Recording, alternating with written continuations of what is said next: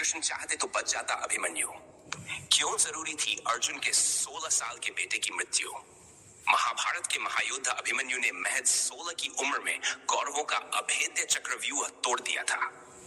भगवान श्री कृष्ण को अर्जुन का पुत्र और अपना भांजा अभिमन्यु बेहद प्रिय था, लेकिन एक वचन के कारण वे चाहकर भी उसकी मृत्यु टाल नहीं पाए। धनुर्धर अर्जुन और भगवान कृष्ण की बहन सुभद्रा के बेटे अभिमन्यु के वध की कथा सभी जानते हैं। उसने मां की कोख में चक्रव्यूह भेदने की कला सीख ली थी। जब महाभारत युद्ध छिड़ा तो उसने कौरवों द्वारा बनाए गए चक्रव्यूह को न केवल तोड़ा बल्कि कई योद्धाओं को अकेले ही मार गिराया।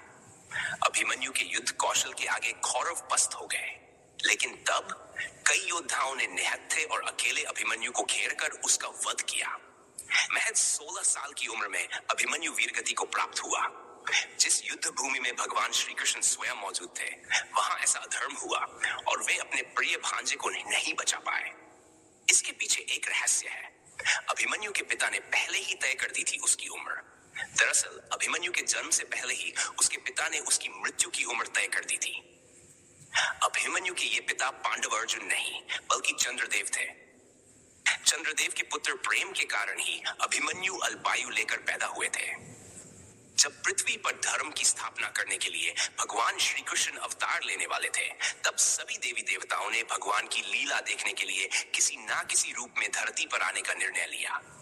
कई देवी देवता स्वयं मनुष्य बनकर धरती पर जन्मे, तो कुछ ने अपने अंश या अपने पुत्रों को धरती पर भेजा, जैसे सूर्य के बेटे कर्ण, इंद्र के बेटे अर्जुन आदि।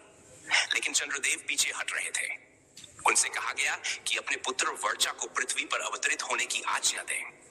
लेकिन चंद्रदेव अपने सुंदर पुत्र वर्चा से बहुत प्रेम करते थे और उसका वियोग नहीं सह सकते थे। जब देवताओं ने बहुत अनुरोध किया तो चंद्रदेव ने कहा, मैं अपने पुत्र को महज 16 साल के लिए धरती पर भेज सकता हूं, इसके बाद वह मेरे पास लौट आएगा। चंद्रदेव का यही पुत्र अभिमन्यु था। भगवान श्री कृष्ण ने उन्हें वचन दिया कि वे उनके बेटे को 16 साल बाद वापस उनके पास भेज देंगे। इसी के चलते अभिमन्यु कम उम्र में वीरगति को प्राप्त हुए।